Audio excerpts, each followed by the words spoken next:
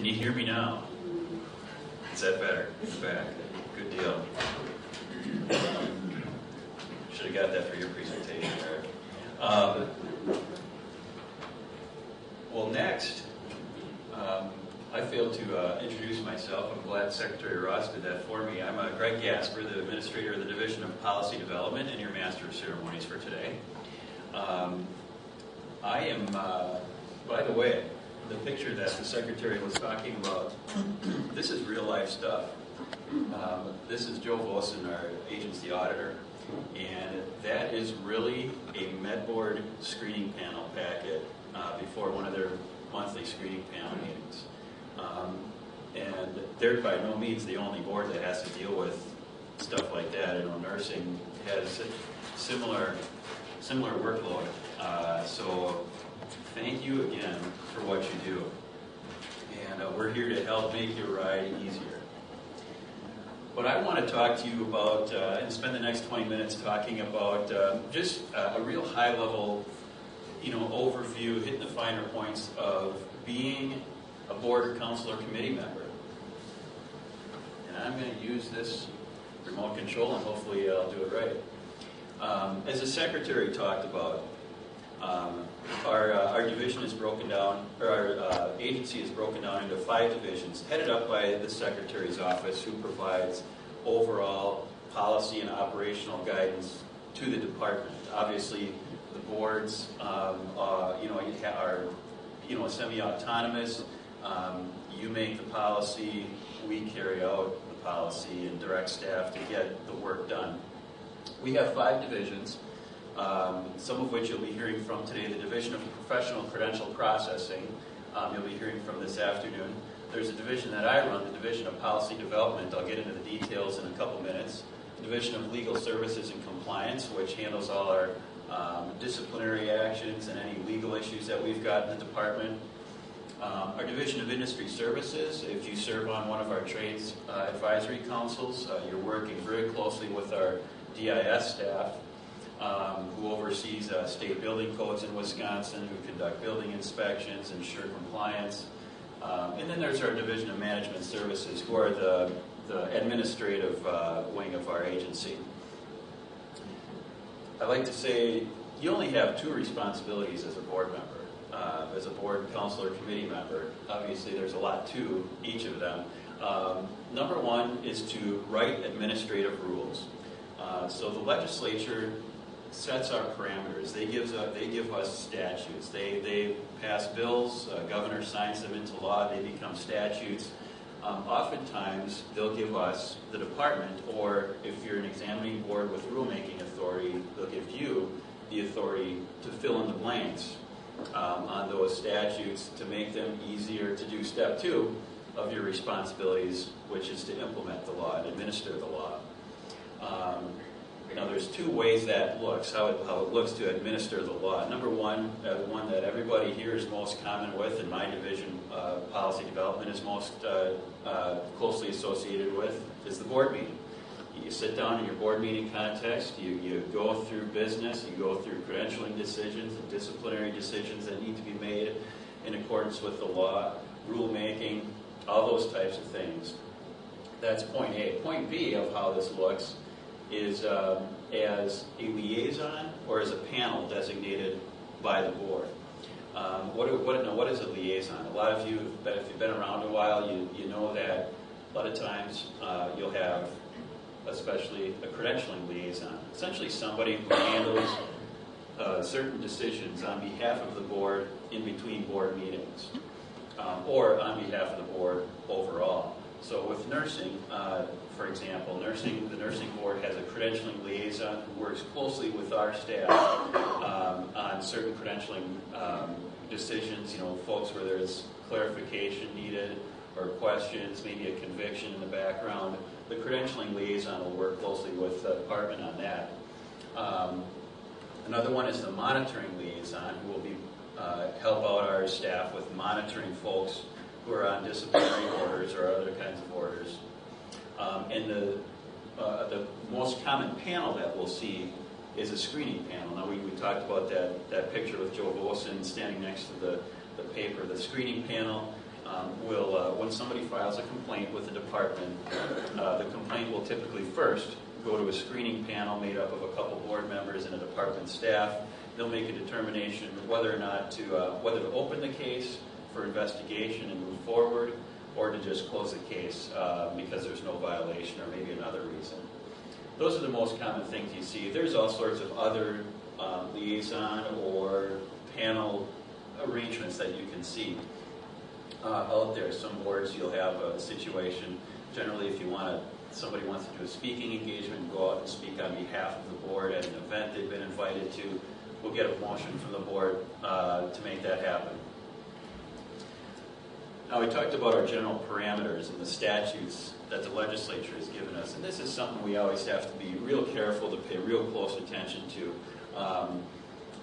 Our general, as a department, our general authority and our relationship with the boards is laid out in Chapter 440 of the Wisconsin statute. So if you're looking for some good bedtime reading tonight, that's a good one to get out. But it actually is a fairly easy read. It goes through the relationship of how boards are autonomous entities, the examining boards. Obviously, every board is a little bit different in its statutory composition, makeup, and authority. But it draws that line where sort of you have your job and we have ours.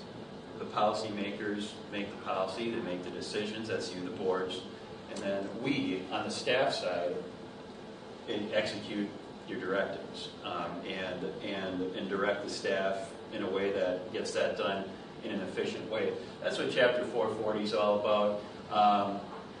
Chapter 227 is important to us too. That's the general chapter in terms of making administrative rules, which is, like I said, a big part of what we do, a big part of what you do.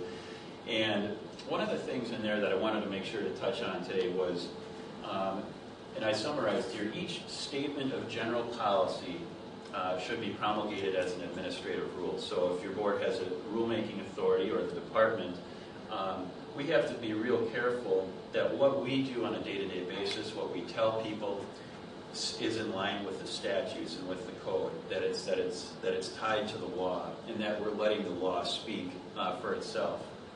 Executive Order 50 that Governor Walker signed a couple years ago speaks to this as well. Talks specifically about reinforcing Chapter 227 and how rulemaking really needs to adhere to state statutes and really limits policy guidance by our agency and by boards. We call it policy guidance. We get a lot of questions in terms of policy guidance from folks. What we call the dreaded practice question. Hey, department, or hey, board member, is it legal for me to do this? Can you give me an interpretation on such and such? We have to be real careful with those. We have to be careful to stick within our statutory parameters that the legislature has given us. We can't give legal advice. We can't give legal advice. I can't emphasize that strongly enough. Folks have to be able to, if they need an interpretation, we carry out the law. We don't interpret the law. But in such situations, maybe that contact is revealing something that we need to address in the rule. Maybe the law is not clear. And one of our big policy pushes as a department that we want to make, and some of you who have been around a while have seen this on your boards, that we want to try to clarify these situations. If there's something that's ambiguous, let's get into the rules and let's clean it up. And just make it easier for folks who aren't used to reading the law every day to get what's going on. As a general rule of thumb in this situation, unless the law is explicit, we typically don't have the authority to give policy guidance, to say when somebody says, hey, can I do this? Saying yes you can or no you can't. We have to be real careful. Moving on, and a lot of this is self-evident, but I wouldn't put it up here if it wasn't an issue from time to time. Just general conduct as a board member. You're going to be seeing, the number one, they're all number one technically. Maybe you got 1A, B, C, and D here, but number one would be respect confidentiality. especially if you're on a board with credentialing authority and disciplinary authority, you're going to be doing a lot of things in closed session that need to stay in closed session. And when you come out of that room, what you talked about has to stay in that room. Complying with open meetings laws, you don't want to compromise a decision that you've made by going into the bathroom with 3 other board members and having a conversation that's outside the scope of the law. It can really put you in a legal tight spot. Mike Burnt, our general counsel, is going to be talking about that later this morning. Also, obeying ethics laws in Wisconsin's ethics standards and the Government Accountability Board. Tom Ryan from our division is going to be giving you a presentation on that in about 10-15 minutes. And then finally, be objective. You're going to be coming across a lot of different situations that you're probably going to want to just take a step back from, take a look at the big picture, and set aside any biases that you maybe built in throughout the years, and just maybe think outside the box, but be objective. Now, what does the meeting look like? A few points that I wanted to touch on here. Depending on what board you're on, I mean, every board is a little bit different in its meeting schedule. For the med board and the nursing board, they meet every single month generally. Maybe there's one month that they don't meet. Some of our code advisory councils, like the Uniform Dwelling Code Council, is going through a process and a report right now, so they're meeting every month. Other boards and councils and committees, you'll see maybe 4 times a year, 6 times a year, quarterly, or maybe just once a year. It just depends. Attendance is paramount. We really need you at those meetings, and if you can't make it, please tell us ahead of time. Actually, if you can make it, please tell us ahead of time too. Often our bureau assistants will do a quorum check. We really need you engaged on the quorum check. We don't want to drag you down to Madison from Superior or Wausau, or if there isn't going to be a meeting. We respect your time, and we also want to respect the folks who have business before the board. A lot of credentialing decisions and disciplinary decisions. Folks' lives are hinging on what we do here, so it's important to have you engaged, so we can have a quorum, which is generally 50% plus 1, or there's other, depending on the board, there might be some statutory quorum criteria out there too. We need you to be prepared. And that goes for us too as a department. We need to have our act together so we can advise you and answer your questions as a board member and empower you to do your difficult job. So please go through your agenda packet, a couple days beforehand, study it.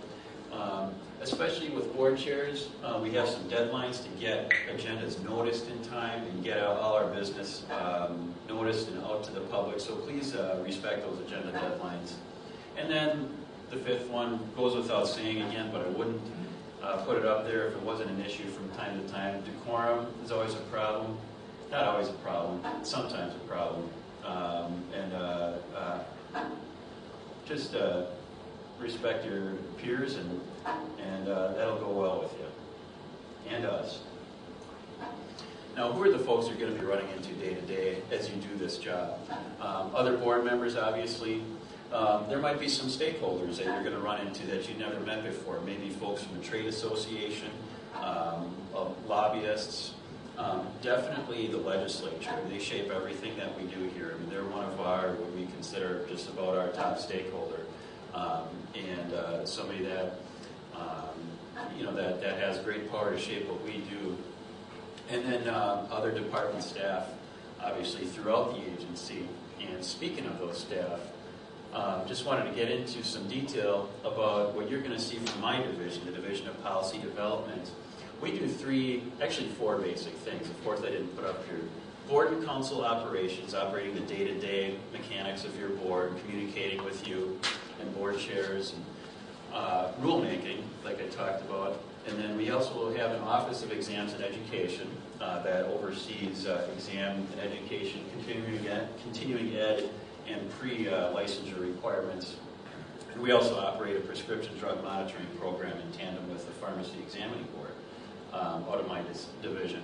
But there's going to be two main folks you're going to see from my division on a regular basis. An executive director and a bureau assistant. Your executive director is really your go-to person. So like the Tom Ryans, the Jeff Wygans, and Brittany Lewins, Dan Williams, these folks are your go-to, your operational liaison to the department on any non-disciplinary issue. So any question that you have, the executive director is your first call. They also are the facilitator of the board meetings. They'll work in partnership with the board chair to make sure that your board meeting runs smoothly and to ensure that all the business gets done that needs to get done. And they can be a situation analyst for you, somebody to help you troubleshoot, somebody to bounce ideas off of, and just generally be kind of a cool head for you to bounce things off. You'll also see a bureau assistant sitting at a table just like this. And they're really the administrative glue that keeps our board operations running. They compile the meeting agendas ahead of time and work with our executive directors to get them out to board chairs and get them approved. They'll record motions at the meetings, draft minutes. They'll handle lunch and hotel arrangements before the meeting. And then they'll do a lot of, I think I saw Dan and Matt Guidry walking around in Yelena with some mileage and per diem forms, some reimbursement forms earlier today. They'll also handle that paperwork for you as well. You also see a rules coordinator from time to time, but I'm going to let Jeff Wygan get into that later on this morning. I won't get into that now. But that is kind of the overall high-level, hey, this is generally what you do and what you can expect. There's going to be a lot of blanks filled in today, but I'm happy to take any questions. I'm 4 minutes under budget here.